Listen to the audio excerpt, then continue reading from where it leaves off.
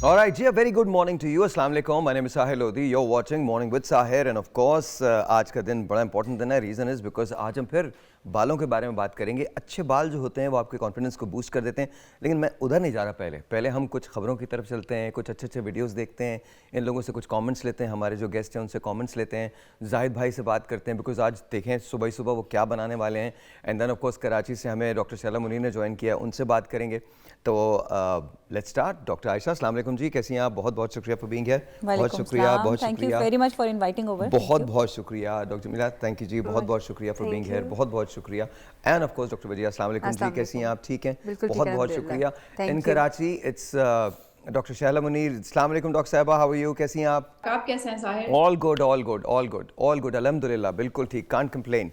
एक हमने सॉरी कहना सीख लिया. एक दफ़ा पीछे से मेरी गाड़ी को किसी ने मारा और ठोक दी बिल्कुल ना, अंदर का बम्पर सारा मतलब बाहर अंदर चला गया बम्पर ना. And he looks at me, go sorry bro. मैंने कहा sorry bro, sorry bro, bro is gone, bro it's very expensive and bro you are not gonna pay me. और वो ब्रो भाग गया उसके बाद. ब्रो डिडंट पे. नहीं, ब्रो डिडंट पे, ब्रो रैन अवे. मैंने उसको ब्रो को बोला ऐसे जाके ना, मैंने कहा अच्छा मैं उधर खड़ा रहा हूँ, आप आ जाएं, बिकॉज यूजुअली ये होता है आप इंश्योरेंस एक्सचेंज करते हैं. अब मुझे नहीं पता था पाकिस्तान में इंश्योरेंस का कॉन्सेप्ट ही नहीं है. तो खैर मैं इधर जाके खड़ा हुआ. You are waiting for him. हाँ, आई वाज, उसने ऐसे चक्कर काटा, भाग गया वहां से. And I am like seriously. आपने देखा, इसीलिए लोग वहीं रुक जाते हैं और सारी ट्रैफिक ब्लॉक कर देते हैं. बट दैट्स रॉन्ग दो, that's wrong, that's wrong, you can not do totally that. Wrong. लेकिन इसी वजह से, क्योंकि लोग भाग जाते हैं. देखें, मैं तो कुछ नहीं कहता, आपकी ज़िंदगी है, लेकिन कोई तो वजह है कि बाकी लोग हमसे आगे हैं. कोई तो वजह है. ये जो छोटी छोटी सी बेईमानियां हैं ना, ये आप कर ज़रूर लें, ये वक्ती तौर पे आपको फ़ायदा भी दे देंगी, लेकिन इन द लॉन्गर रन आप लूज़ करेंगे. आई एम रियली सॉरी. ये दुनिया बेवकूफ़ों से नहीं चल रही है. दुनिया में लॉज उन लोगों के लिए नहीं बने जो बेवकूफ़ हैं, बल्कि हम बेवकूफ़ी करते हैं अगर कवानीन को फॉलो ना करें. आपकी मर्ज़ी, आप लाइन ना बनाएं, लेकिन हमें अपनी हैसियत पता चल जाती है जब हम बाहर किसी मुल्क में जाते हैं.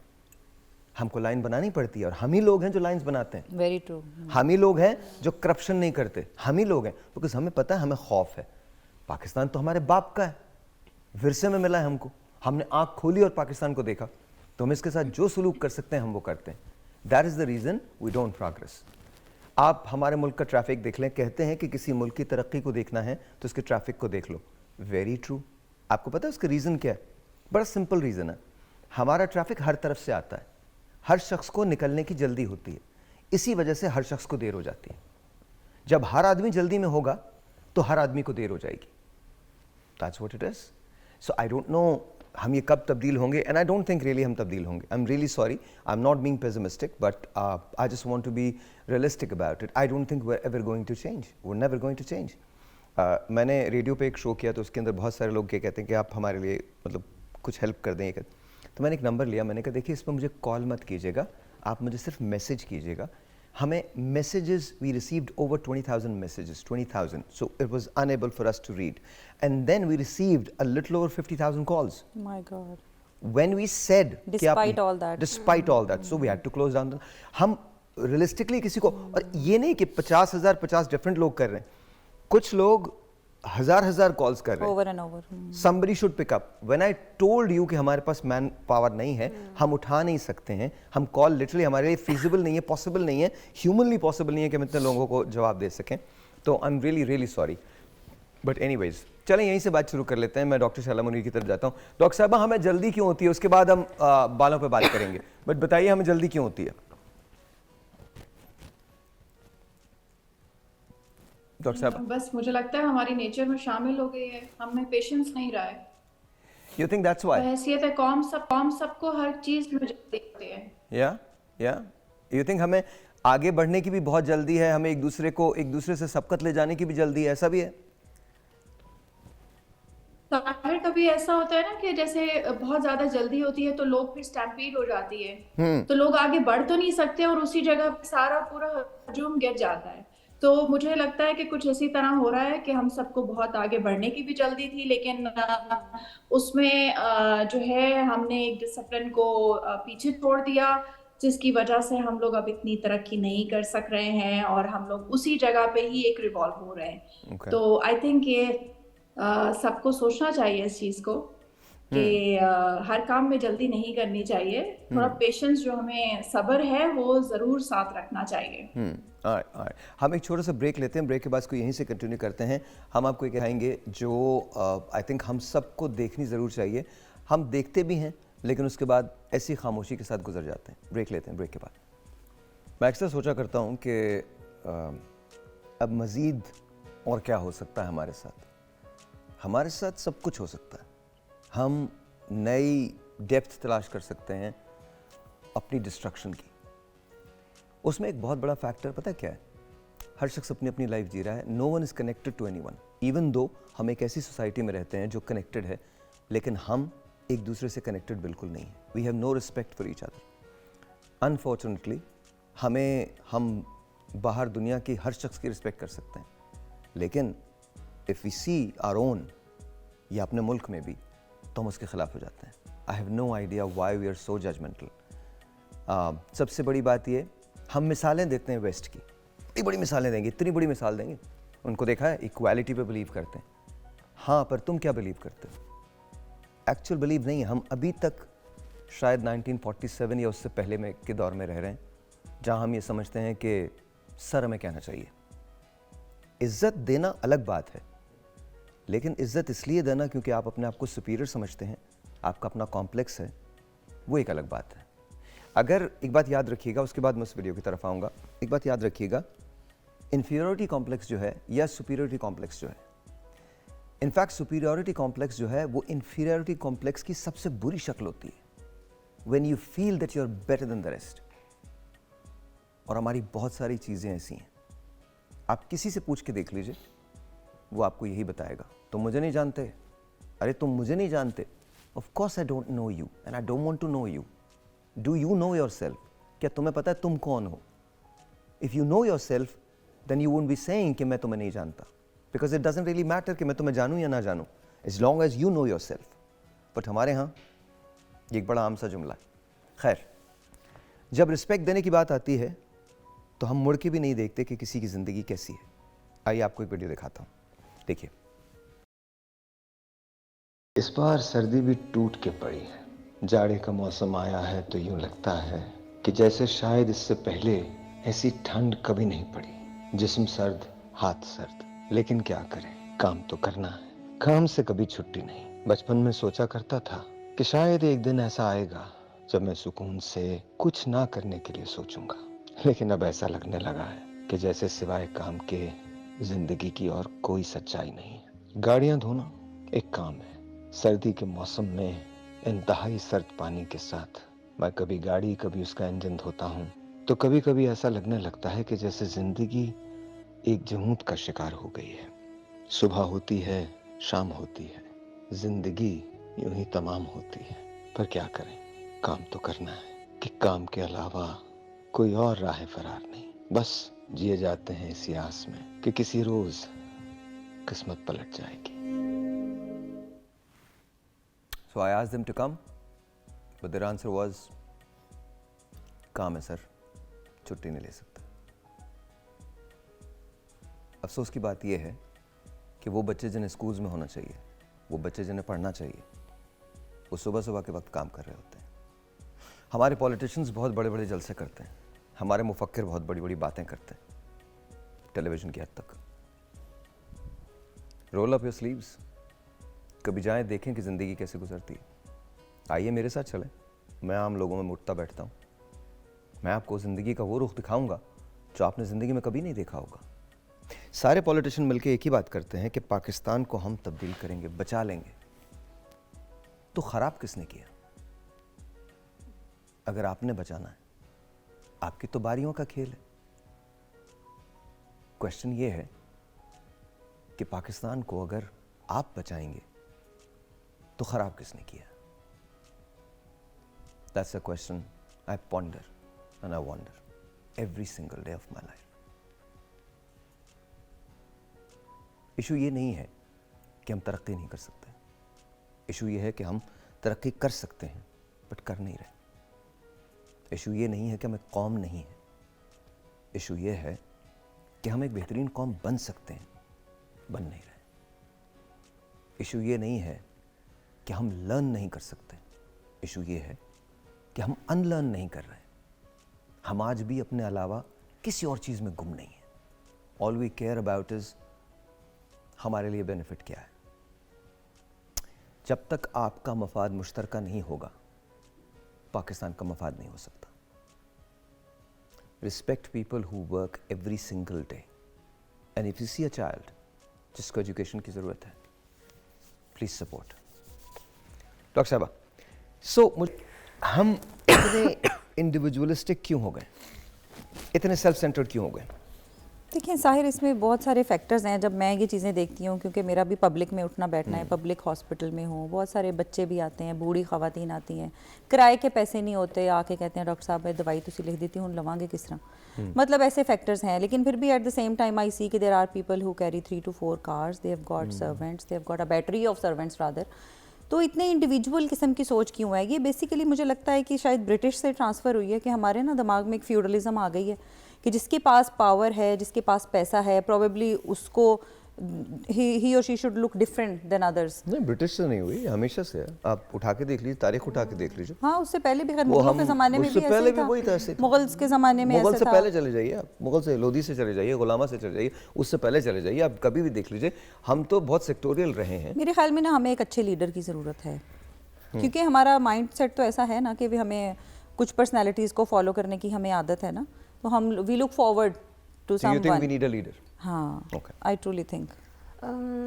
आई थिंक ये सब कुछ आपके बेसिक लेवल पे अगर हम लोग देखें, क्योंकि अगर हम लीडर की बात करें, मेरे अकॉर्डिंगली आई थिंक के घर से स्टार्ट होता है। इट्स ऑल डिपेंड कि आपका ब्रॉटअप कैसा हुआ है।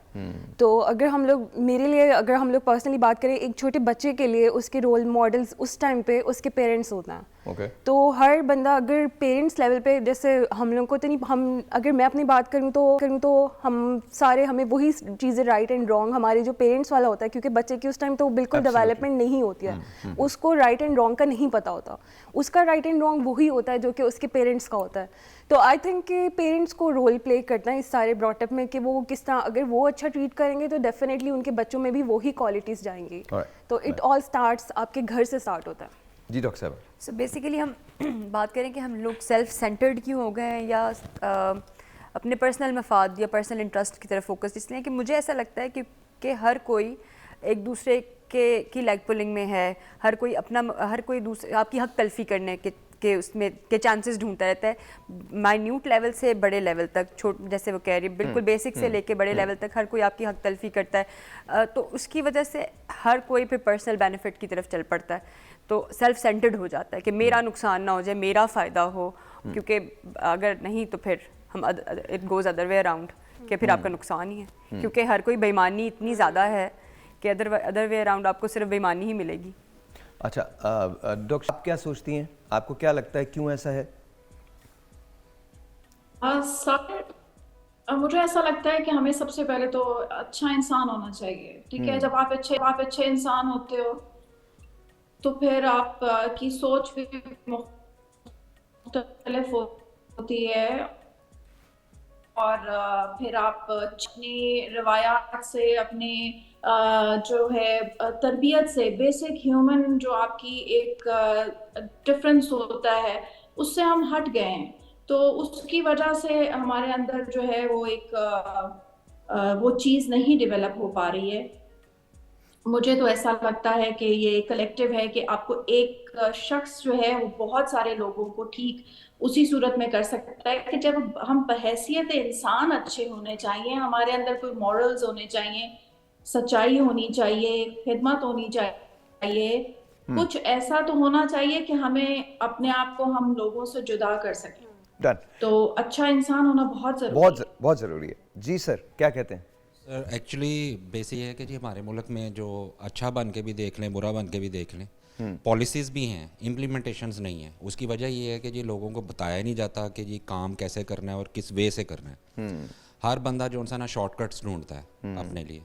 अगर कोई काम गवर्नमेंट का है या गवर्नमेंट के महकमे से पड़ गया है, तो वो अंडर द टेबल उसको स्पीड मनी लगा के करने की कोशिश करता है, जिससे जो अच्छे वे से भी काम चल रहा होता है ना, वो भी चला जाता है। अच्छा ये बताइए, आज बनाया क्या आपने? आज सर ये ब्रेड पुडिंग है। Bread pudding? जी। कैसी है? अच्छी है? बहुत मज़ेदार है। बहुत मज़ेदार है। आप लोग खाएंगे ब्रेड पुडिंग? ये There you go, that's it. बिल्कुल बिल्कुल सही है। एक ब्रेक लेते हैं, ब्रेक के बाद इनको ब्रेड पुडिंग देते हैं। लेट्स सी कि जी कैसी है। और ये आपकी इसकी रेसिपी मिल जाएगी हमको? जी बिल्कुल, रेसिपी मिल जाएगी और ऑन एयर भी हो जाएगी। ऑन एयर भी हो जाएगी। और ऐसे तो ब्रेड पुडिंग इन्होंने बनाई है। ब्रेक के दौरान हम डॉक्टर साहिबान को ब्रेड पुडिंग देते हैं, डॉक्टर शैला कराची में, वरना उनको भी हम ज़रूर देते। बात डॉक्टर साहिबा आपकी तरफ से ये तमाम डॉक्टर्स जो हैं ये खाएंगे। There you go, that's it. एक छोटा बिल्कुल सा enjoy- जी क्या कह रही हैं? मैं कह रही हूँ अच्छा एंजॉय करें, बिल्कुल अच्छा जी, मीठा खाना चाहिए। मीठा खाना चाहिए। एक छोटा सा ब्रेक है, मिलते हैं ब्रेक के बाद। We'll be right back. बल खाते लहराते लंबे करे बाल। चमकदार बाल आपकी पर्सनैलिटी का बहुत बड़ा असासा है। उलझे बाल आपको भी उलझाए रखते हैं। कमज़ोर रूखे बाल आपके रूखेपन का सबब बनते हैं। बालों की ग्रोथ ना हो तो आपका कॉन्फिडेंस आसमान से ज़मीन पर पहुंच जाता है। बाल तेज़ी से गिरने लगें तो परेशानी छुपाए नहीं छुपती। ख़वातीन के साथ मर्दों को भी बालों के मसाइल का सामना रहता है। सर पर बाल ना होने का वबाल वही जानते हैं जो बाल बचाने के लिए सो जतन करते हैं। बालों के लिए कौन सा शैम्पू, कंडीशनर या ऑयल बेहतर है, हेयर ट्रांसप्लांट कितना मौसर है, स्किन एंड हेयर स्पेशलिस्ट से ट्रीटमेंट करवा रहे हैं और कुछ को बड़े बूढ़ों के टोटके आजमा रहे हैं। मकसद सिर्फ एक है, बाल बाल कैसे बचें। ऑलराइट जी, बहुत बहुत शुक्रिया। टॉपिक बिल्कुल सही है जी। बालों के गिरते हुए बालों को रोका कैसे जा सकता है, घना कैसे बनाया जा सकता है। तो पहले तो सबसे पहले कुछ मिथ्स के बारे में बात करते हैं, बालों के मिथ्स के बारे में। कुछ लोग ये कहते हैं जी प्याज का पानी अगर लगा लिया जाए तो उससे बाल गिरना बंद हो जाते हैं। चारों डॉक्टर्स मेरे पास हैं और इन चारों से मैं ये सवाल करूंगा। Will start with doctor Ayesha.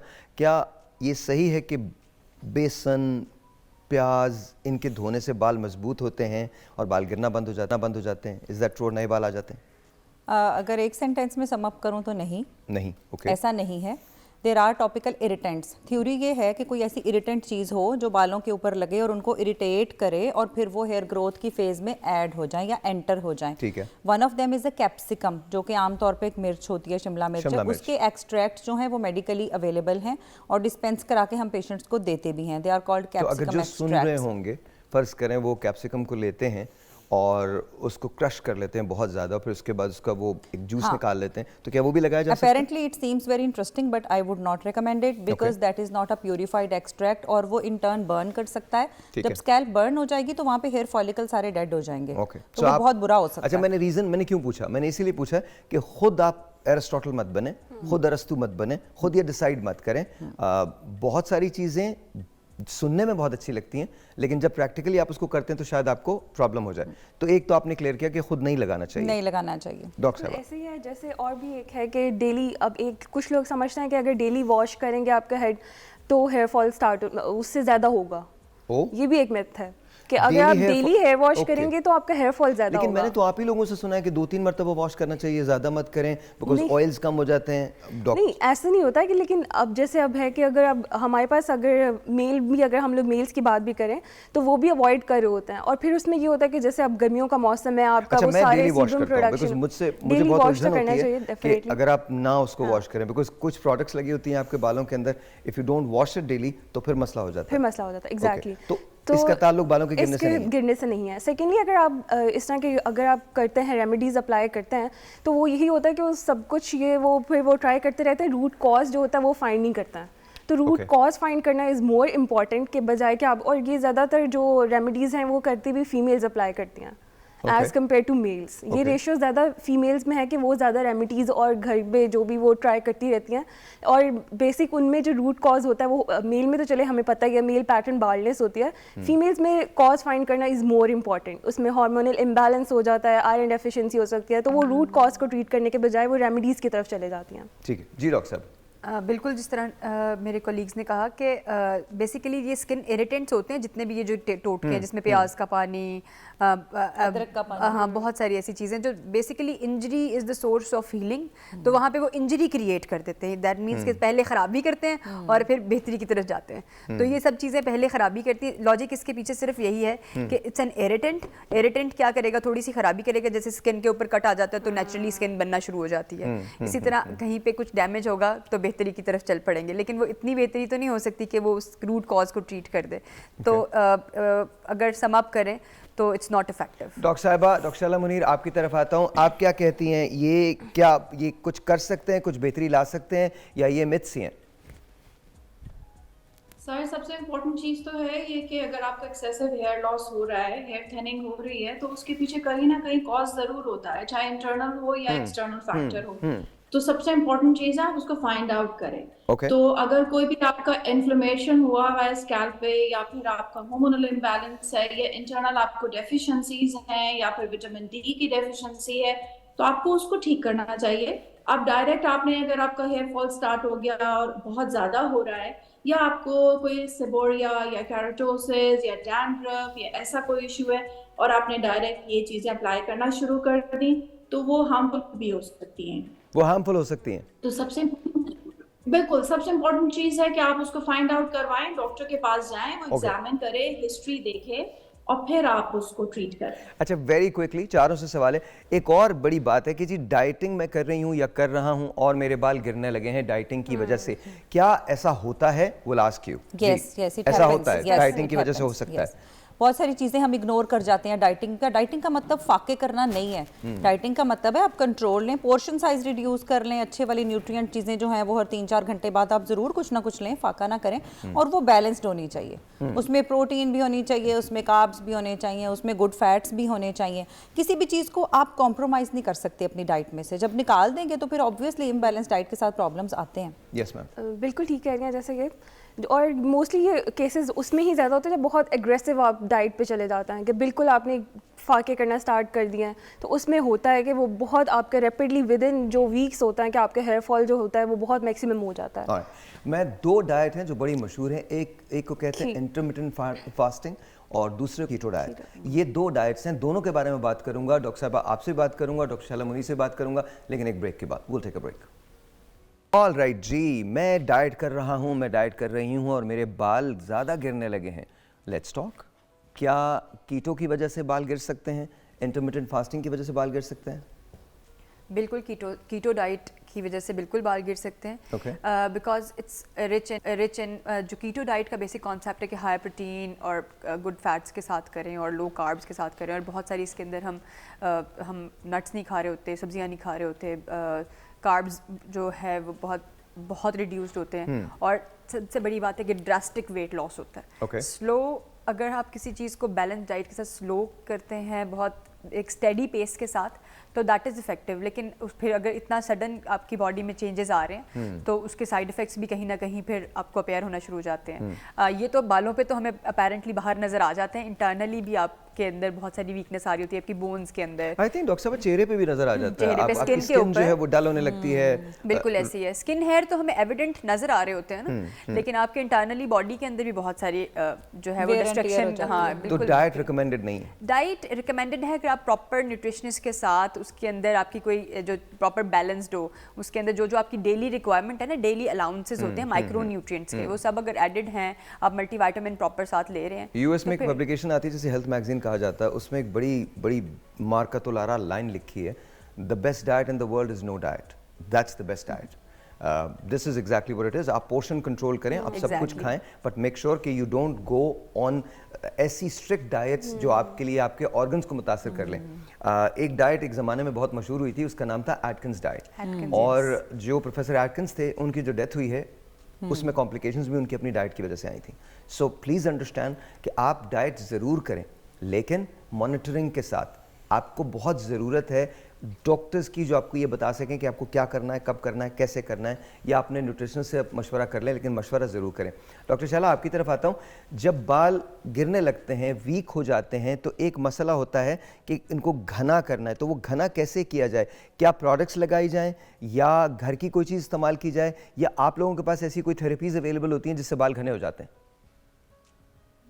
बिल्कुल साहिर, जब बाल गिरना शुरू हो जाते हैं तो पहले तो फाइंड आउट करना है कि क्यों गिर रहे हैं, हाँ। उसका रूट कॉज क्या है। उसके बाद हम इसके ऊपर डिसाइड करते हैं कि क्या हम कोई इनको अपने, जैसे एस्थेटिक में आजकल बहुत अच्छे ट्रीटमेंट्स हम ऑफर कर सकते हैं कि जिससे बहुत क्विक रिजल्ट्स हमें मिल जाता है, और जो सबसे अच्छी चीज़ है वो ये है कि आपको कोई ऐसी दवाई, कोई ऐसी चीज़ नहीं खानी पड़ती है जो कि पूरे आपकी बॉडी में सिस्टेमिकली जाए, यानी कि पूरी बॉडी में आपके जाए और पूरी बॉडी के ऊपर असर करे और थोड़ा-सा असर आपके बालों में आए। तो एस्थेटिक में ये होता है कि आपको जहाँ पे प्रॉब्लम है, आपने वहीं पे उसको ट्रीट किया और उससे आपके रिज़ल्ट्स बहुत अच्छे आते हैं। जैसे Okay. कि हमारा पीआरपी तो बहुत पुराना ट्रीटमेंट है जो चल रहा है, अभी भी उसका सक्सेस रेट बहुत अच्छा है। इसके अलावा न्यू ट्रीटमेंट्स हमारे पास आए हैं, जिस तरह के स्टेम सेल्स में हैं, एक्सोसोम्स हैं, ये सारे ट्रीटमेंट्स हैं। एक हम स्किन में से बायोप्सी लेते हैं और उसको एक रीजेनरा का ट्रीटमेंट कहते हैं। थ्रेड्स हम इंसर्ट करते हैं बालों की रूट्स पे, तो बहुत जल्दी इफेक्ट आ जाता है। आपको बालों में ग्रोथ भी देखने को होती है, उसके अलावा आपकी बालों की जो वॉल्यूम है और हेल्थ अच्छी इंप्रूव हो जाती है। ऑलराइट जी, एक छोटा सा ब्रेक लेते हैं। ब्रेक के बाद जब वापस आऊँगा तो मैं आपको बताता हूँ कि मेडिसिन कौन कौन सी अवेलेबल हैं और कौन कौन सी मेडिसिन पाकिस्तान, और फिर आपसे मैं अपनी स्टोरी शेयर करूँगा। मेरे बालों का जो एक बड़ा जर्नी है, बड़ा लंबा जर्नी है। बहुत डिफ़िकल्टी से मैंने अपने बाल सेव किए हैं बिकॉज जेनेटिकली मुझे ये इनहेरिट हुआ है कि हमारे सबके घरों में my father doesn't have hair, और अब उनके बाल ख़त्म हो गए, लेकिन उनके बाल हमेशा से बहुत पतले थे। So is my mother's hair. तो मुझे ये जेनेटिकली मिला था। उसको मैंने कॉम्बैट कैसे किया, और बड़ी अर्ली एज के अंदर मेरा बाल जो है वो थिन होना शुरू हो गया था और गिरना बहुत ज़्यादा शुरू हो गया। तो मैंने इसको कॉम्बैट कैसे किया, ये पूरी एक स्टोरी है, शेयर करता हूँ ब्रेक के बाद। अच्छा, आपसे ना ये शेयर करता हूँ अपनी स्टोरी। मैं I think I was 16 years old जब मेरे बाल गिरना शुरू हुए थे। So I travelled and travelled and travelled, मतलब मैं जापान में था, जापान के बाद फिर मैं यूएस चला गया। तो वहाँ जब मैं गया तो डॉक्टर से मिला। अब डॉक्टर ने मुझे दो चीज़ें कहीं। एक चीज़ आती है जिसको हम कहते हैं, एक फिनेस्ट्राइड है जिसका नाम है प्रोपेशिया। उन्होंने कहा जी आप प्रोपेशिया ले लीजिए, वो मेडिसिन है, आपको एक गोली सारी उम्र खानी पड़ेगी। मैंने कहा ओके। उसके साइड इफ़ेक्ट्स भी हैं। मैंने कहा वो साइड इफ़ेक्ट्स मैं बर्दाश्त कर लूँगा, बट आप दे दीजिए मुझे प्रोपेशिया। तो उसने मुझे प्रोपेशिया दे दी। उसके साथ साथ उसने रेकमेंड किया कि टॉपिकल सोल्यूशन आता है। उस ज़माने में मिनॉक्सिडिल आती थी, आज भी आती है, तो उसका एक जो ब्रांड नेम है वो रोगेन था। उसने मुझे रेकमेंड किया कि तुम रोगेन ले लो, 2% पे जाओ पहले इंटेंसिटी, फिर उसके बाद उसको बढ़ा के 5% कर देना। मैंने कहा मैं 5% पे चला जाता हूँ, 2% पे जाने की क्या ज़रूरत है, इतने बाल गिर रहे हैं। तो मैं 5% पे चला गया। मेरे ये एरिया थिनिंग हो गई थी, आगे से थिन हो गया था। Slowly and gradually I started gaining my hair back, आहिस्ता आहिस्ता। लेकिन मैंने वो 20 साल किया है, 20 ईयर्स। अब जाहिर है मैं अपनी किसी प्रोडक्ट को प्लग इन नहीं कर सकता, लेकिन मैंने वो प्लग इन की है। अमोर की प्रोडक्ट है, मतलब अमोर मैंने इस्तेमाल किया। जब हमने लॉन्च की कंपनी तो मैंने वो इस्तेमाल किया। अल्हम्दुलिल्लाह my hair is there still. मेरे ख्याल में बालों की मेरे वो कंडीशन नहीं है जो होनी चाहिए थी, but still I saved my hair अल्हम्दुलिल्लाह। I did manage to save. लेकिन उसके लिए आपको मेहनत करनी होती है, आपको बहुत सारी ऐसी चीज़ें करनी पड़ती हैं जो शायद मैं अफोर्ड कर सकता था, बहुत एक्सपेंसिव थी, बिकॉज हर आदमी रोगेन को अफोर्ड नहीं कर सकता, हर आदमी प्रोपेशिया को अफोर्ड नहीं कर सकता। और प्रोपेशिया अगर नहीं है तो ये कहानी शुरू हुई थी बेसिकली एक कैंसर ट्रीटमेंट से। प्रोस्टेट का कैंसर होता है, उसके ट्रीटमेंट से कहानी शुरू हुई थी। उसके पेशेंट्स को जो दवाएं दी गई थी, उस दवा का नाम था प्रोस्कार। जब लोगों ने वो खानी शुरू की तो इसके बाद उन्होंने देखा कि उसका जो बाय प्रोडक्ट था वो ये था कि बाल उगना शुरू हो गए थे उनके। तो उन्होंने उसके बाद उसकी ग्रामेज चेंज की और उसको फिर एक कंपनी थी जिसे मर्क कहते हैं, मर्क ने लॉन्च किया एज अ फिनेस्ट्रॉइड जो आपके बालों की ग्रोथ में इजाफा देती है। तो आइए बात करते हैं कि ओवर द काउंटर पाकिस्तान में ऐसी मेडिसिन मौजूद हैं जो डॉक्टर आपको लिख के दे दें और उससे आपके बाल गिरना बंद हो जाएं। लेट्स स्टार्ट विद यू, जी बताइए। जी बिल्कुल हैं, ओवर द काउंटर बहुत सारी चीज़ें अवेलेबल हैं। पाकिस्तान में तो सारी चीज़ें ही ओवर द काउंटर अवेलेबल हैं।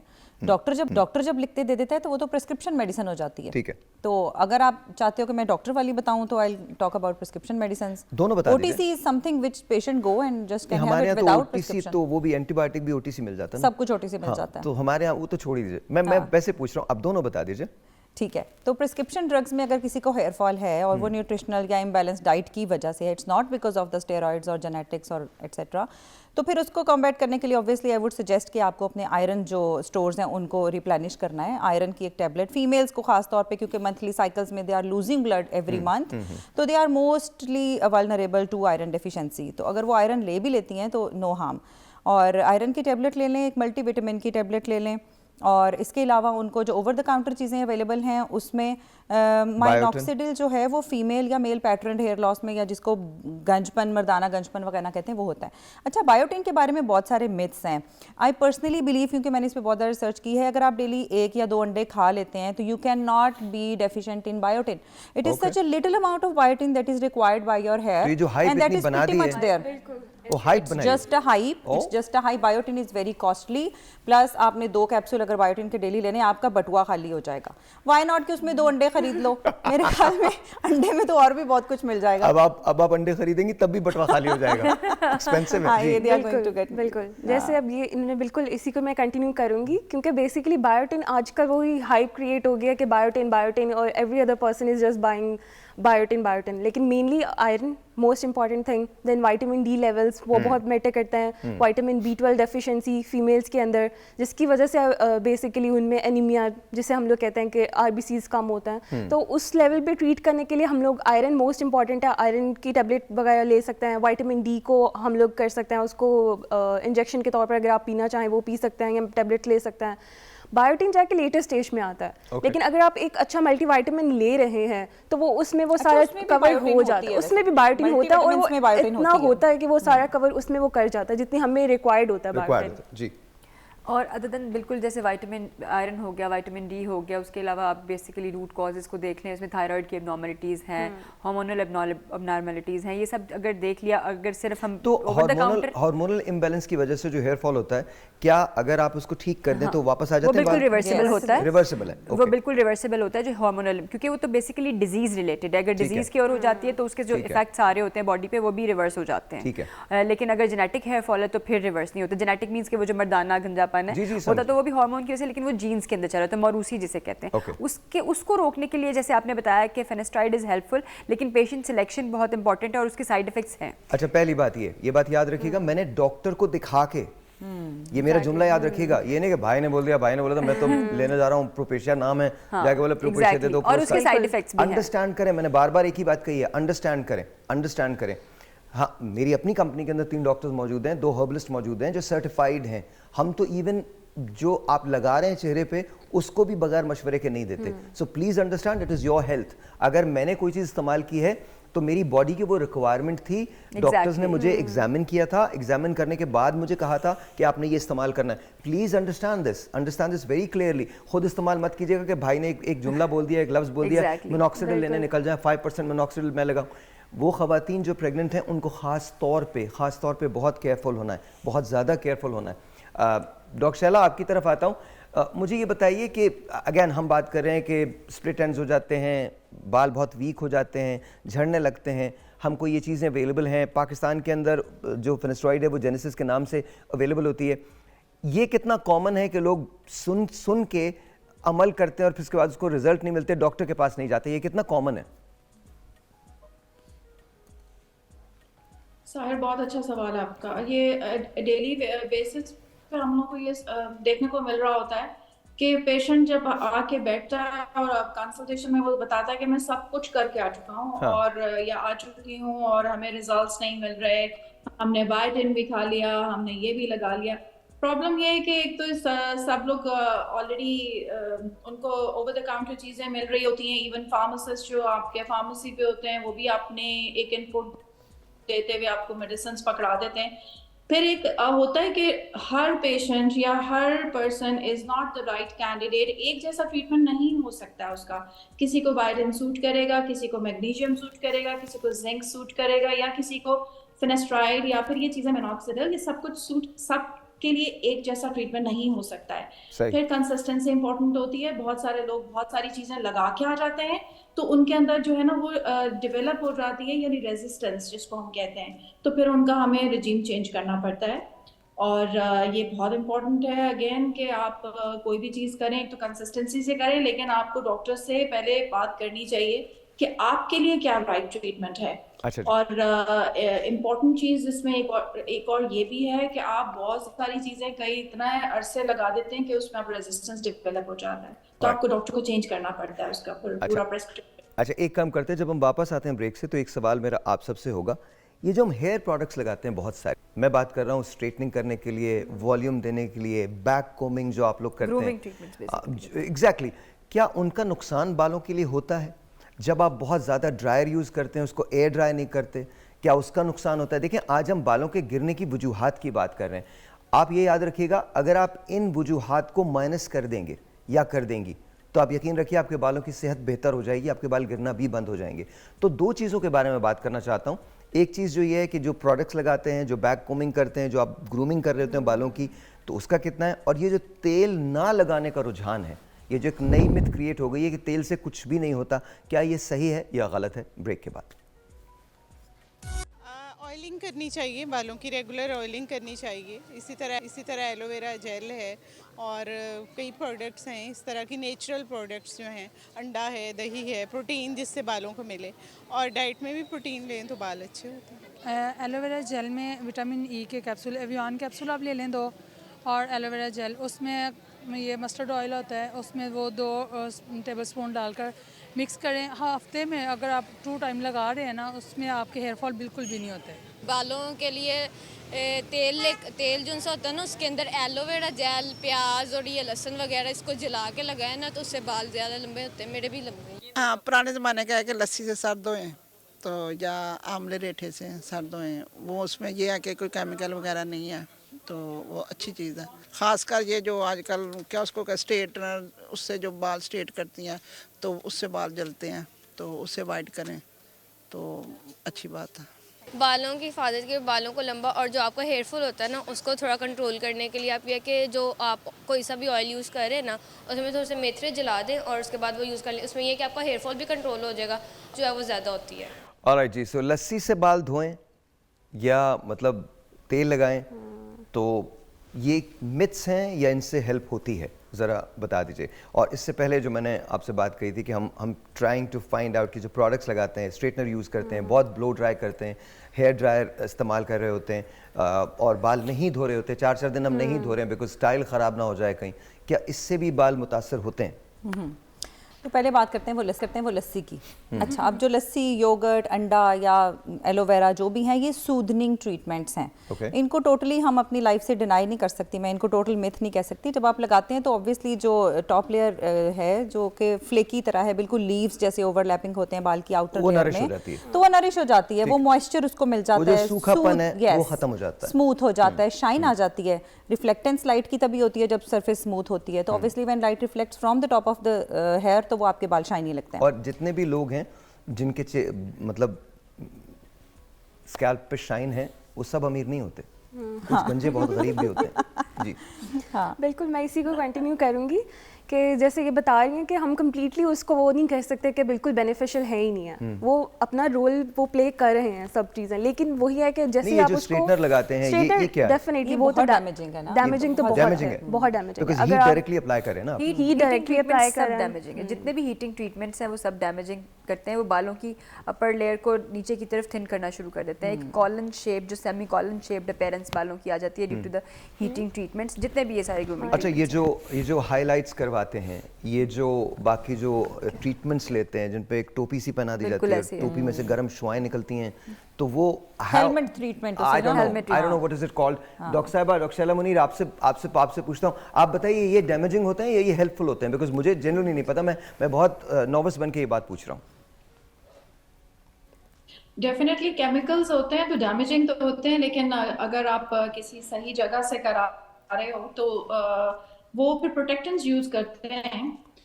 तो प्रोटेक्टेंट से ये होता है कि डैमेज कम होता है, तो उसके बाद आपको होम केयर जो है वो बहुत इंपॉर्टेंट है, यानी मॉइस्चराइजिंग, हाइड्रेटिंग और रिपेयरिंग एजेंट्स आपको ज़रूर लगाने चाहिए अपने बालों में, क्योंकि आप हर चीज़ को ख़त्म तो नहीं कर सकते, ज़ाहिर है ज़रूरत तो है ये आजकल सबको अपने बालों को ठीक तो रखना होता है, कुछ शेप में भी लाना होता है, तो इस वजह से ये सब कुछ है।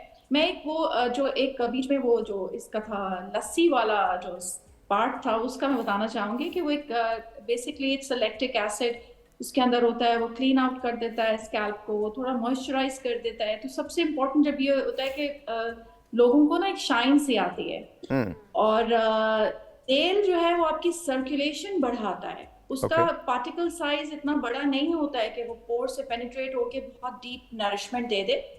इट जस्ट हाइड्रेटिंग, यानी कि वो एक लेयर, प्रोटेक्टिव लेयर बना देगा, शाइन ले आएगा, और सर्कुलेशन, अच्छा सा मसाज करेंगे तो सर्कुलेशन बढ़ाएगा। सर्कुलेशन बढ़ेगी तो आपके बाल की जो है वो नरिशमेंट होती है। अच्छा डॉक्टर साहब, ये जो कलर करवाते हैं, कलर ट्रीटेड हेयर जो होते हैं, क्या ये भी डैमेजिंग होते हैं हेयर के लिए? डिपेंड करता है कितना स्ट्रॉन्ग आपने अमोनिया या कितना स्ट्रॉन्ग केमिकल आप लगा रहे हो। आप घर पे कर रहे हो, किसी अच्छे स्पा सैलून से करा रहे हो, कितना फ्रीक्वेंट करा रहे हो, और कितना आप कलर्स चेंज कर रहे हो। मतलब आप 1 to 2 टोन पे जा रहे हो तो it's not like that damaging, but अगर बहुत ड्रास्टिक कर रहे हो तो फिर डेफिनेटली डैमेजिंग होगा। बट अगेन आप रिपेयर कर सकते हैं, there are lot of treatments, आप उनको ठीक कर सकते हैं। डॉक्टर भजिया, आपकी तरफ आता हूँ। स्ट्रेस कितना पार्ट प्ले करता है बालों के गिरने में? स्ट्रेस को तो जनरल हेल्थ पे ही बहुत बड़ा पार्ट प्ले करता है, आपकी पूरी बॉडी के ऊपर इम्पैक्ट करता है। तो डेफिनेटली क्योंकि हेयर इज एन ऑर्गन, तो हेयर ब्रिटल होकर टूटना शुरू हो जाता है। डिप्रेशन की वजह से बाल गिरते हैं या बालों के गिरने की वजह से? Both, it goes side by side. I tell you a story. Yesterday I met 2 young boys जो मेरे पास आए और वो कहते हैं कि हम काम नहीं कर रहे क्योंकि हमारा हेयर फॉल हो रहा है, तो इसलिए हमने काम छोड़ दिया। वो जो उनको लेकर आया था, शायद उनका भाई या व्हाट हुएवर, वो कहने लगे कि क्योंकि इन दोनों का बहुत बाल गिर रहे हैं, डॉक्टर साहिबा प्लीज इनको ट्रीट करें। इन्होंने काम ही छोड़ दिया। तो basically that was causing depression, और डिप्रेशन में उन्होंने काम करना छोड़ दिया। मैं गंजे हो जाओ, कुछ दिन के लिए बाल बिल्कुल नहीं गिरेंगे। मैंने बहुत किया है। मैं एक बात और बताऊं, मर्दों में ये बड़ी मिथ होती है, खवातीन नहीं कर सकती हैं। मर्दों में टिंड एक बार नहीं कराओ। वो पता क्या कहते थे, तुम 4-5 मर्तबा टिंड कराओ। मैं 3-4 महीने गंजा रहा हूं यार। मतलब उन लोगों ने मुझे कहा तुम टिंड करवा दो और उस तरह फिरवाओ, उल्टे उस तरह फिरवाओ, उससे क्या होगा, बाल मोटे आएंगे। कसम से नहीं आए मोटे बाल। नहीं होता, मोटे बाल बिल्कुल नहीं। Again this is a myth, ये भी दिस इज अ मिथ। और वही बात है कि बेसिकली नहीं, बट एक बात मैं जरूर कहूंगा यहाँ, एक बात जरूर कहूंगा। एक फायदा उसका हुआ था, and I will tell you क्या फायदा हुआ था उसका फायदा ये हुआ था कि जब मैंने रोगेन लगाना शुरू की तो मैंने अपनी स्कैल्प को निकलवा दिया था। तो एब्जॉर्ब ज्यादा हो गया। तो एक तो बहुत इजी था, और दूसरा हेयर फॉल वक्ती तौर पे रुक गया। मेरे मूड के अंदर चेंज आ गया। मुझे ये पता था कि अब बाल गिर नहीं रहे, तो थोड़े अरसे के बाद बाल बेहतर होना शुरू हो गए थे।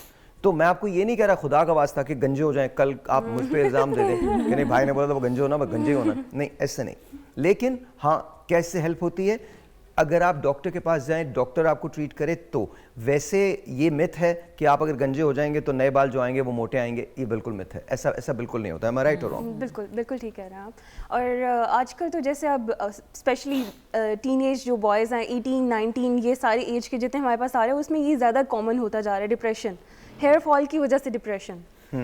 तो उसमें इवन हमारे पास जो क्लाइंट्स हैं वो ये भी हैं कि वो बालों को हाथ ही नहीं लगाते, जस्ट बिकॉज कि मैं अगर हाथ लगाऊंगा तो बाल मेरे हाथों में आ रहे हैं। तो वो इतने स्वेयर किस्म के ट्रॉमेटाइज पेशेंट्स भी हम लोगों ने देखे हुए हैं, और बिल्कुल यंग 20 ईयर्स 19 ईयर्स, बिल्कुल ये एज होती है, और वो बालों को हाथ भी नहीं, हमें भी नहीं हाथ लगाने दे रहे होते कि, और हम लोग उनसे छुपा रहे होते हैं कि मतलब अब थोड़ा सा उसको नॉर्मलाइज करने के लिए।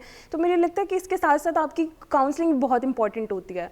सिर्फ हेयर फॉल की वजह से जो लोग डिप्रेशन में चले जाते हैं उनको साथ साथ काउंसलिंग की भी जरूरत होती है। मैं तुम्हारी काउंसलिंग कर देता हूँ 30 सेकंड्स के अंदर। तुम्हारा प्रॉब्लम है, तुम सॉल्व नहीं करोगे तो कोई प्रॉब्लम सॉल्व नहीं करेगा। Get out of depression and just work. दुनिया में 2 तरह के लोग एग्जिस्ट करते हैं, एक वो जो प्रॉब्लम देख के कंप्लेन करते हैं 90%, और 10% सोल्यूशन तलाश करते हैं, उनकी ज़िंदगी कभी ठीक नहीं होती। दूसरे लोग वो होते हैं जो 10% कंप्लेन पे तवज्जो देते हैं, 90% रेजोल्यूशन यानी हल की तरफ जाते हैं, उनकी ज़िंदगी हमेशा ठीक रहती है। तो प्लीज़ अंडरस्टैंड, प्रॉब्लम आई है उसको फिक्स करो, डिप्रेशन में मत जाओ। ब्रेक है जी, ब्रेक के बाद।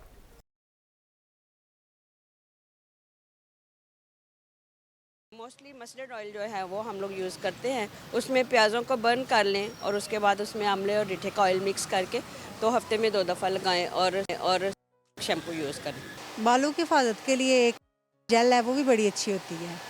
उसकी आप जेल निकाल के वो आप यूज़ करें, उससे भी आपके बाल बड़े शाइन में भी आते हैं और स्ट्रेट लुक में भी आते हैं।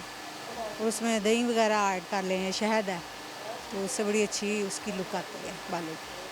मैं तो यही कहूँगी कि सरसों के तेल में अंडा डाल के ना बालों के ऊपर लगाएं तो अच्छी तरह मसाज करें, और कम से कम हफ्ते में 1-2 बार तो ज़रूर बालों को वॉश करना चाहिए। बालों की केयर के लिए आप ऐसा करें ना, आंवला रीठा तीनों चीज़ें ना उसको अच्छी तरह ना आप कूट लें, कूट के उसको पानी में बॉईल करें, उसको हफ्ते में 1 दिन मतलब आप अपने बालों पे लगा के 1 घंटे लिए, उसके बाद अच्छे से ऑयल में लगा के, साथ में ऑयल भी लगा लें, दोनों चीज़ें लगा के उसको अच्छे शैम्पू से उसको वॉश करें, आपके बाल बहुत अच्छा रिजल्ट देते हैं उससे, आंवला रीठा से। बालों को लंबा करने के लिए पहले ऑयल गरम करें, फिर उसमें प्याज काट के डालें और जब वो ठंडा हो जाए फिर उसमें जेल मिक्स करें, ठीक है। फिर उसको ना तकरीबन 2 दिन पहले बाल वॉश करके अच्छी तरह उसे लगाएं, 2-3 दिन वॉश कर। There you go. आपको अगर किसी टोटके की ज़रूरत है तो अब सबको सब कुछ पता है एंड बिट्स एंड पीसेस में ठीक भी है, ऐसा नहीं है कि सब कुछ गलत है, बिट्स एंड पीसेस में दे आर ट्राइंग, तो वो सही भी कह रहे हैं। अच्छा, तो अब हम बात करें फूड्स की, वो कौन से फूड्स हैं जिनके खाने से बाल बेहतर हो जाते हैं, घने हो सकते हैं? Will start with you ma'am. देखिए, फूड्स जो हमारी सारी अवेलेबल हैं, fortunately we belong to a country जहाँ पे सब्जी, फ्रूट, दालें, गोश्त, अंडा सब कुछ मौजूद है। हमें सिर्फ एक बैलेंस डाइट लेनी है, मतलब अंडा डेली खा लें, हफ्ते में 1 या 2 दिन दाल लाजमी खा लें, गोश्त खा लें, इसके अलावा सब्जियां जो हैं डेली एक वक्त ऐसा मतलब फिक्स कर लें जिसमें आप 1 बाउल वेजिटेबल्स का खा लें, जिसमें आप बॉयल चने भी डाल सकते हैं, बॉयल लोबिया भी डाल सकते हैं, चुकंदर को बारीक काट के डालें, very rich source of iron, लाल लोबिया is very rich source of iron. अगर ये सारी चीज़ें हमारी डाइट में हैं तो मेरे ख्याल में वो जो न्यूट्रिशनल वाला फैक्टर है ना बालों के गिरने में, जो वो ठीक हो जाएगा। बिल्कुल बिल्कुल ठीक कह रही हैं। जैसे ये इसमें मैं ऐड करना चाहूँगी फिश ओमेगा 3 फैटी एसिड्स का एक बहुत इंपॉर्टेंट सोर्स होता है, तो फिश से बहुत अच्छा देगा आपको या खरीद के खानी है? खरीद की खानी। अगर आप खरीद के खाएंगे तो बहुत एक्सपेंसिव है। मैं एक दफ़ा मैं आपको बहुत एक बड़े मजे की बात बताऊँ, मैं एक स्टोर गया, बहुत बड़ा स्टोर है, और वहाँ से मैंने पूछा, मैंने एहतजाजन नहीं ली वो फिश, ऐसा नहीं कि मैं 11,000 रुपए की फिश थी। मैंने कहा ये स्टेक आप रखें अपने पास रखें, I don't want to buy this. पूछना था ये खानी है ना, एडिबल फिश और या ऑर्नामेंटल फिश? ऑर्नामेंटल नहीं थी, सैल्मन थी। I'm just telling you this is what it is। 11,000 रुपए की फिश कौन खरीदेगा? चलिए, अगर आप फिश नहीं है तो फिर आप उसमें हमारे पास जैसे पालक हो गई है, आजकल साग का सीजन है, आप वो ग्रीन लीफी वेजिटेबल्स जितने हैं आप वो कर सकते हैं। एग एक बहुत अच्छा सोर्स है, एग ऐड कर सकते हैं आप। और अगर आप ड्राई फ्रूट्स की बात करें उसमें आप वॉलनट्स ले सकते हैं, वो बहुत अच्छे होते हैं। मतलब आपको आपको एक बैलेंस डाइट रखनी है। ज़रूरी नहीं है कि ये सब चीज़ें आपने सारी एक ही दिन में सारा पूरा दिन आपने बस यही खाते रहना, अब मैंने ये खाना। आप पूरा वीकली उसको मैनेज कर लें अपनी डाइट को, और उसको डेली आप कुछ ना कुछ ऐड करते रहें। Yes ma'am. बिल्कुल ऐसे ही जिस तरह से ये सब कह रहे हैं कि आयरन रिच सोर्सेज हैं, सब्जियां, फल और इवन जो मीट है, हमारी दालें, ये सब बैलेंस डाइट में लेंगे तो इंशाल्लाह जो आपकी न्यूट्रिशनल डेफिशिएंसी वाला सोर्स जो है वो ठीक हो जाएगा। डॉक्टर साहिबा, आप क्या कहती हैं, कौन से ऐसे खाने हैं, चलिए ये हम जो बात कर रहे हैं वो सैलड्स की बात, फ्रूट्स में कौन से ऐसे फ्रूट्स हैं जिनको खाने से बाल बेहतर हो सकते हैं या लगाने से इवन बेहतर हो सकते हैं? अच्छा, सबसे इम्पोर्टेंट चीज़ है कि अगर आप जेनेटिकली आपके जीन्स अच्छे हैं ना बाल, तो फिर आप कुछ भी कर लें आपके बाल अच्छे ही रहते हैं। और ये बड़ा इम्पोर्टेंट रोल है कि फैमिली हिस्ट्री आपकी कैसी है। अच्छा, लगाने का तो मुझे कुछ इतना मैं नहीं रेकमेंड करूँगी, लेकिन खाने का ये है कि जो भी सीजनल फ्रूट्स होते हैं आप उनको खाएं। अगर आप जो भी आप चीज़ जो आपके सीजन में है, जैसे आजकल विंटर है तो ऑरेंजेस हैं, समर है तो मैंगोज हैं, तो ये सारे आप अपने फ्रूट्स अपनी डाइट में रखें। डेफिनेटली आपकी न्यूट्रिशनल डेफिशिएंसीज नहीं होंगी, तो आपको अगर कोई और प्रॉब्लम नहीं है, अंडरलाइंग कॉज नहीं है, तो आपको इसका फ़ायदा होगा बिल्कुल। अच्छा, तो लगाने का जहाँ तक है तो आप फ्रूट्स की एप्लीकेशन को मैं रेकमेंड नहीं करूँगी। आप रेकमेंड नहीं करती कि फ्रूट्स या दूसरी चीजें वो ना लगाएं, लेकिन खाने को आप ही कह रही हैं जो सीजन आप खाने का जहाँ तक है, ड्राई फ्रूट्स की फॉर्म है, फ्रेश फ्रूट्स की फॉर्म है, वेजिटेबल है, प्रोटीन है, तो ये सारी चीजें आप लें जो अल्लाह ताला ने हमारी सारी नेमतें हमें दी हैं। आप उसको बैलेंस डाइट बना के ले लीजिए जो आप अफोर्ड कर सकते हैं। अपना रूटीन, आप अपना हाइजीन, ये सारी चीज़ों को आप लेके चलेंगे तो आपका बैलेंस खुद ब खुद डेवलप हो जाएगा, तो आपको प्रॉब्लम कम आएगी। अच्छा, इन सब ने तो एक बात की, मैं आपसे एक बात करना चाहता हूँ, प्लीज़ अंडरस्टैंड करें कि डॉक्टर के पास जाना बहुत ज़रूरी है, और अगर कहीं आपके दिमाग में कोई ऐसी इख्तिरा है कि नहीं आप डॉक्टर से बेहतर जानते हैं तो उसको निकाल के फेंक दीजिए। आप डॉक्टर से बेहतर नहीं जानते। दूसरी बात, YouTube पे बहुत सारी वीडियोस अवेलेबल हैं जो आप देख सकते हैं जिसके अंदर न्यूट्रिशन चार्ट्स दिए हुए हैं। और आपके हिसाब से दिए हुए हैं उर्दू में, हिंदी में, बंगाली में, चाइनीज़ में, अंग्रेज़ी में, I mean no matter what language you speak, वहाँ पर वो चार्ट्स मौजूद हैं। खुदारा उसको फॉलो करें। जब मैं वापस आऊँगा ब्रेक से तो सबसे क्रूशल सवाल करूँगा, और ये ब्रेक जो होगी अगली दमन करेगी कि आप अपने बालों के मामले में किस कदर एहतियात के साथ काम लेते हैं और कितने आपको अपने बाल अजीज़ हैं। मैं चारों डॉक्टर साहिबान से ये पूछूंगा कि मुझे ये बताइए वो कौन सी स्टेज होती है जहाँ पर डॉक्टर को कंसल्ट करना ज़रूरी होता है। बिकॉज अक्सर औकात जब लोग बाल गिरने की वजह से परेशान होते हैं तो वो तब डॉक्टर के पास जाते हैं जब डैमेज बहुत ज़्यादा हो चुका होता है। देखिए, एक बार अगर आपके बाल बहुत ज़्यादा गिर गए, उसको रिवर्स करना बहुत मुश्किल हो जाएगा। आपके बाल इवन अगर आप ट्रांसप्लांट भी करवा लें, लेट्स से कि जो बाल मेरे 16 साल में थे, अगर मैं वो चाहूँ और अब भी मैं ट्रांसप्लांट करवाऊँ, हालांकि मेरे बाल बहुत ज़्यादा हैं और डोनर एरिया बहुत स्ट्रॉन्ग है, इसके बावजूद भी मैं उस डेंसिटी पे वापस नहीं जा सकता, उस थिकनेस पे वापस नहीं जा सकता जो एक ज़माने में मेरी थी। तो अंडरस्टैंड करें, जब आपके बाल गिरना शुरू हों तो वो कौन सी स्टेज होती है जो अलार्मिंग होती है और आपको डॉक्टर के पास जाना ही जाना है। इसके बारे में बात करेंगे ब्रेक के बाद। ऑलराइट जी, once again welcome back. Doctor Wazir, आपको सवाल पता है, आपसे शुरू करते हैं। कौन सी स्टेज होती है जो अलार्मिंग होती है कि भाई आप फौरन डॉक्टर के पास जाना है? अच्छा, ऐसा है कि I would like to explain कि जब आपके स्कैल्प्स, जब आपको विजिबिलिटी नज़र आने लगती है कि हमारी स्कैल्प अब नज़र आने लग गई है, बाल गिर गए और स्किन नज़र आ रही है, तब तक 50% बाल गिर चुके होते हैं। 50% बाल जब गिर जाते हैं तब हमें रियलाइज़ होता है कि ये तो हम उस पॉइंट पे चले गए। और मोस्ट ऑफ द केसेस जो पहला विजिट करते हैं वो उस वक्त करते हैं जब आपको स्कैल्प विजिबिलिटी आना शुरू होगी कि अब तो थोड़ी सी स्किन नज़र आ रही है, गंजापन आ गया, तो वो एट टाइम्स वो बहुत एडवांस स्टेज में जा चुके होते हैं।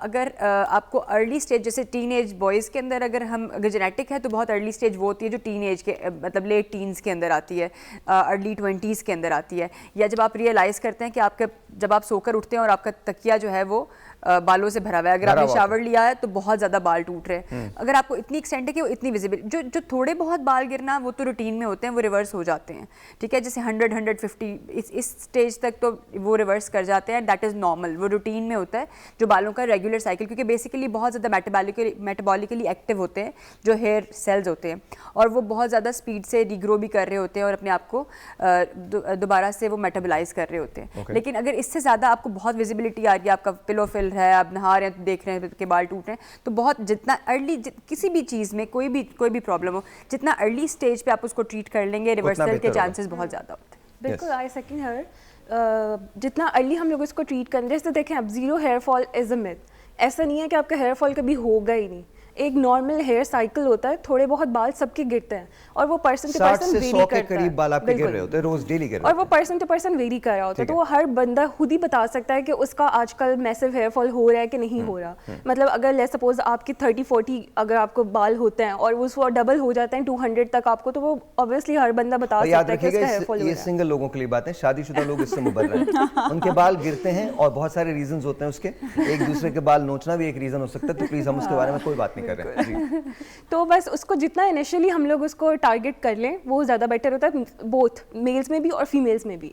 और फीमेल्स में भी यही होता है कि जब आपकी थिनिंग थोड़ी बहुत अगर आपको स्टार्ट हो गई है तो आप उसी टाइम ही अपना रूट कॉज जो है वो फाइंड करें, अपना साइकिल, मेंस्ट्रुअल साइकिल चेक करें, अगर वो हार्मोनल इम्बैलेंस वाला है तो उसको ट्रीट करें, ट्रीटमेंट ऑप्शंस की तरफ फिर जाना चाहिए। और फिर ऑब्वियसली जब ट्रीटमेंट ऑप्शंस में जाते हैं तो सबसे पहले रूट कॉज और देन फिर हमारे जो PRP सेशंस और जो भी अगर फर्दर ट्रीटमेंट है कॉस्मेटिक। राइट, ठीक।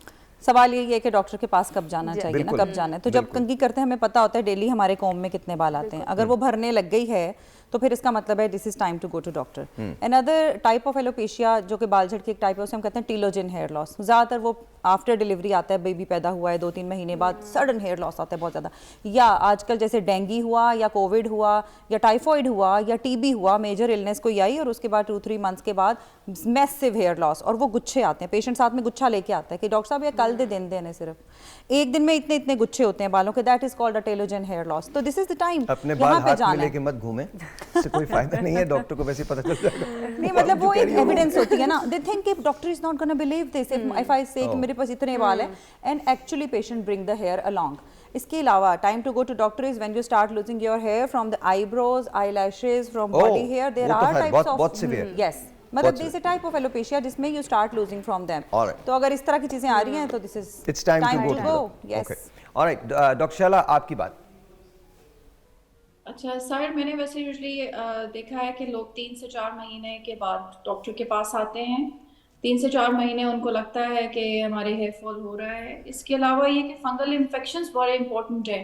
बहुत सारे लोगों को जो है वो पैचेस में बाल गिर रहे होते हैं, वो उनको नहीं समझ आ रहा होता है कि क्यों हो रहा है। तो वो भी एक टाइम है, अगर आपको पैचेस में लगे कि आपका बाल गिर रहा है, वो है। और उसके अलावा ये कि आपको जैसे सिवियर ऐसी कंडीशंस हैं जैसे कि सिबोरिया, जैसे मैंने आपको बताया, फ्लेक्स वगैरह की तरह की आपको डैंड्रफ हो रही होती है।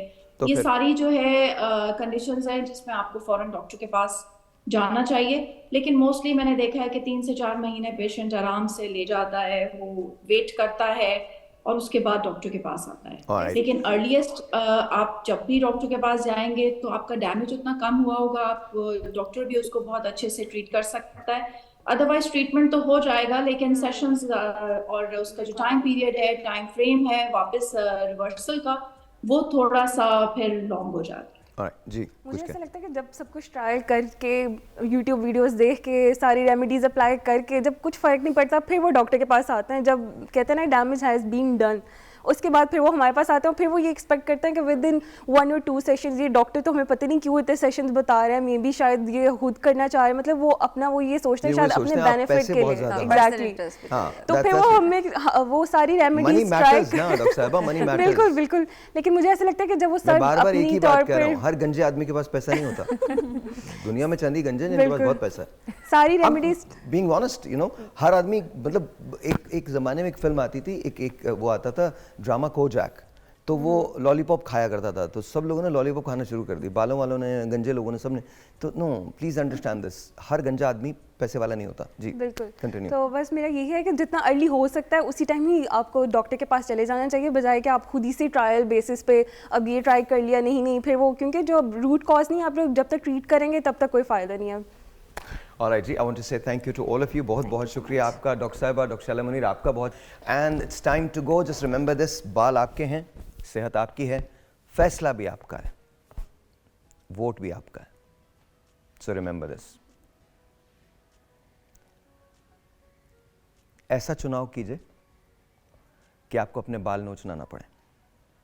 यकीन जाने, पाकिस्तान अब एक्सपेरिमेंट्स का मुतहम्मिल नहीं हो सकता। And please do not under estimate the power of vote. Come out and vote, vote कीजिए, ये ज़रूरी है। आई नो बहुत सारे लोग ये समझते हैं कि शायद हमारा वोट काउंट नहीं होता। ट्रस्ट यू मी, काउंट होता है। आज सिस्टम ऐसा है, कल बेहतर हो जाएगा, लेकिन उसके लिए हम सबको काम करना है, एक साथ मिलके। Please make sure this election you come out and you vote. It doesn't matter कि आपका कैंडिडेट कौन है। Give your vote to the rightest candidate, जो सही कैंडिडेट है।